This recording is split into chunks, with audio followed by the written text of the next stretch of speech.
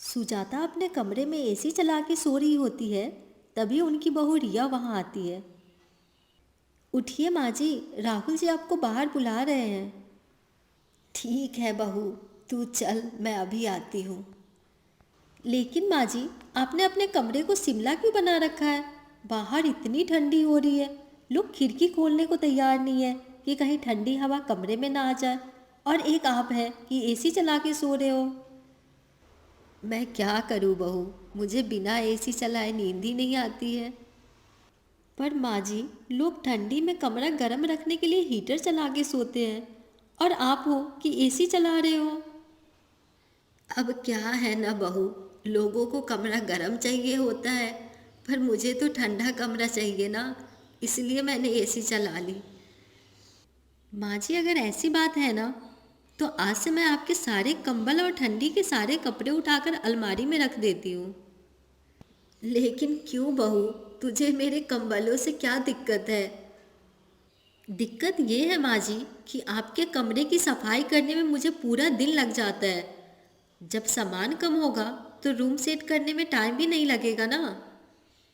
चल तू जा यहाँ से, सुबह सुबह मेरा दिमाग खराब कर रही है।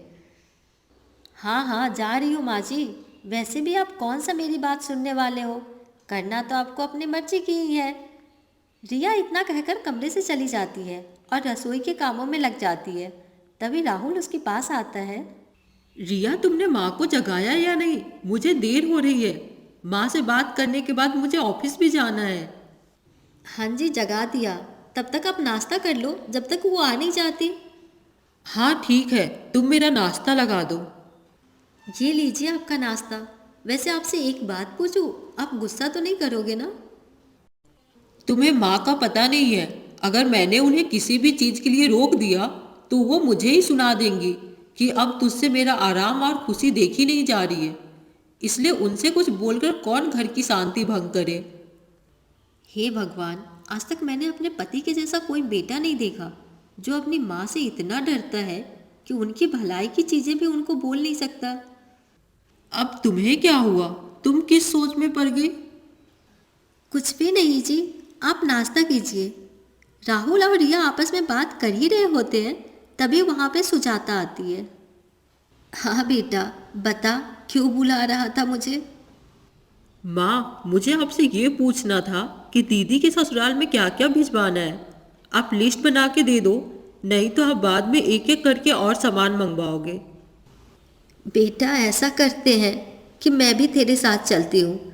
उसी बहाने थोड़ा बाहर घूमना भी हो जाएगा और शॉपिंग भी हो जाएगी।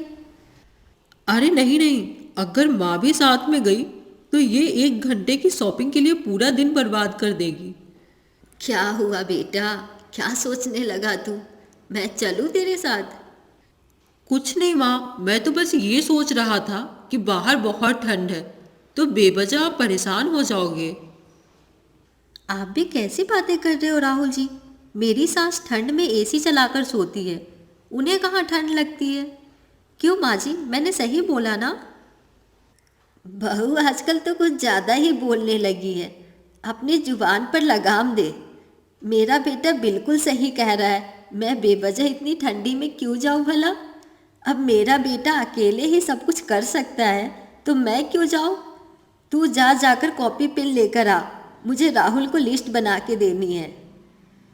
उसके बाद रिया अपने कमरे में चली जाती है और कॉपी पेन लेकर हॉल में आती है, जिसके बाद सुजाता सामान का लिस्ट बनाकर राहुल को दे देती है।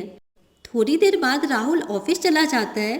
फिर शाम को आते समय सारा सामान लेकर आता है और रिया को देते हुए बोलता है। रिया, माँ कहाँ है? जी, माँ जी तो अपने कमरे में आराम कर रही है। अच्छा, एक काम करते हैं, हम भी वहाँ चलते हैं और एक बार सारा सामान चेक कर लेते हैं। हाँ हाँ, चलिए ना, वैसे भी मेरा सारा काम हो गया है। उसके बाद राहुल और रिया सारा सामान लेकर सुजाता के कमरे में जाते हैं।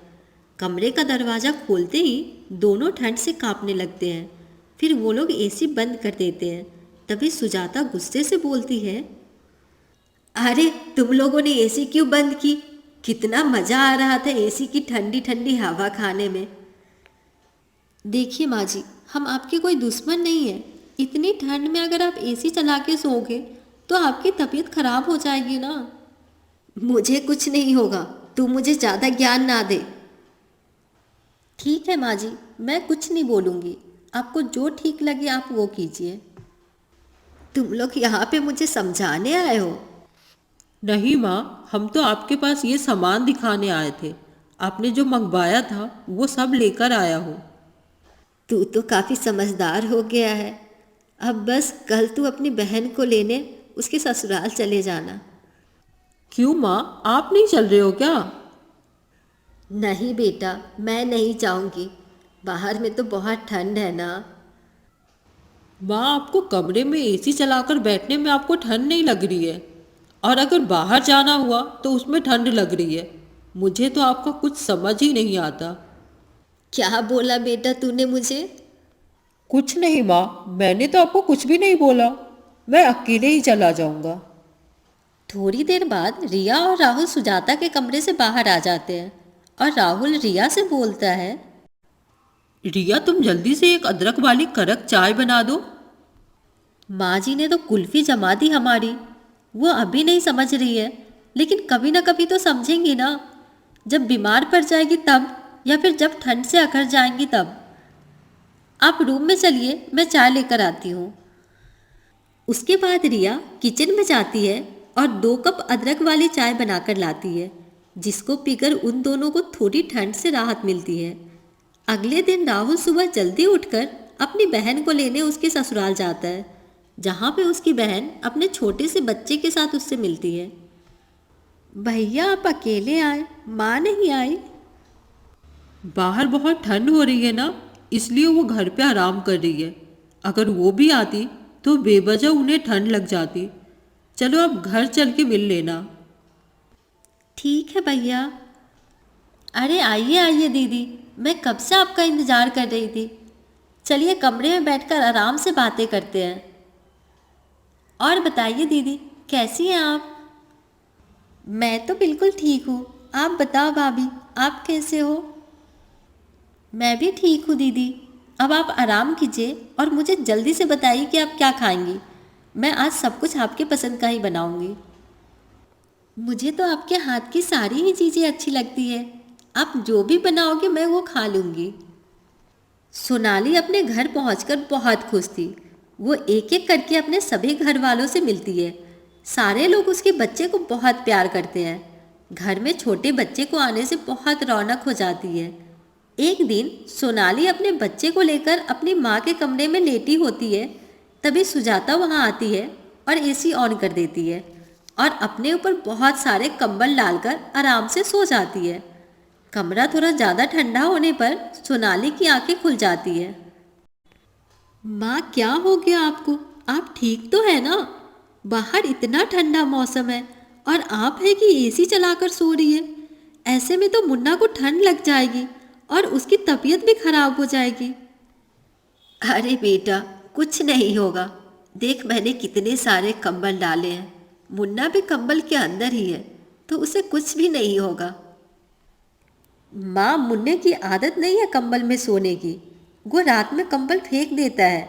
और अगर आपको अभी एसी चलानी है तो मैं मुन्ने को लेकर यहाँ से जा रही हूँ। अरे नहीं नहीं बेटा, तुम दोनों मेरे साथ ही लेटो, मैं अभी एसी बंद कर देती हूँ। सुजाता सोनाली के सामने एसी बंद कर देती है, लेकिन उसके सोते ही वो फिर से एसी ऑन कर देती है और मुन्ने को कंबल से ढक देती है।